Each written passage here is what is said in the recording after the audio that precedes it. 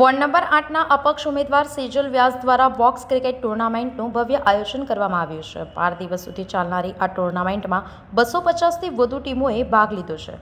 યુવાનો રમતગમત સાથે જોડાય અને સકારાત્મક પ્રવૃત્તિઓમાં ભાગ લે તે હેતુથી આ આયોજન કરવામાં આવ્યું હોવાનું આયોજકોએ જણાવ્યું છે.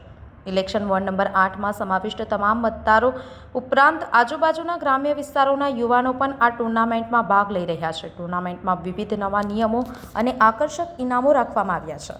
300 રૂપિયાથી લઈને 33,000 રૂપિયા સુધીના ઇનામો ઉપરાંત વિજેતા તેમજ હારેલી ટીમને પણ ટ્રોફી અને ઇનામ આપી પ્રોત્સાહિત કરવામાં આવશે.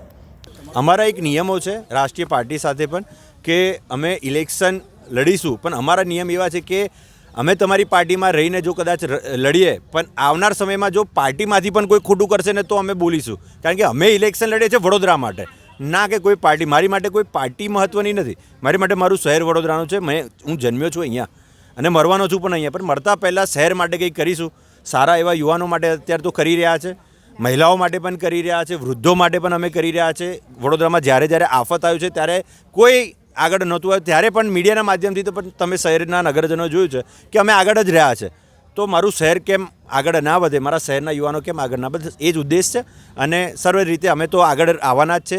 ગુજરાતમાં કદાચ આવું કોઈ વ્યક્તિ હશે જે અપક્ષ લડવાની તાકાત રાખે, કારણ કે 1 લાખ વોટ છે અને 1 લાખ વોટ લોકો સુધી પહોંચવા માટે તમને ટાઈમ પીરિયડ પણ વધારે જોઈએ. સંગઠન થકી વડોદરા શહેરની મારા વોર્ડ નંબર 8ની મોટાભાગની સોસાયટીઓ આવી ગઈ છે. 2000થી પણ વધારે યુવાનો મારી સાથે તો અત્યારે તો જોડાઈ ચૂક્યા છે અને આવનાર સમયમાં અમે 2000ના 4000 થઈશું, 14000 થઈશું ને એ જ રીતે સંગઠન મજબૂત કરીશું. સંવાદદાતા સાથે અભિપ્રાય ન્યૂઝ વડોદરા. આવા જ વધુ સમાચારો જોવા માટે સબસ્ક્રાઇબ કરો અમારી યુટ્યુબ ચેનલને અને જોડાયેલા રહો ફેસબુક, ઇન્સ્ટાગ્રામ અને ટ્વિટર પર.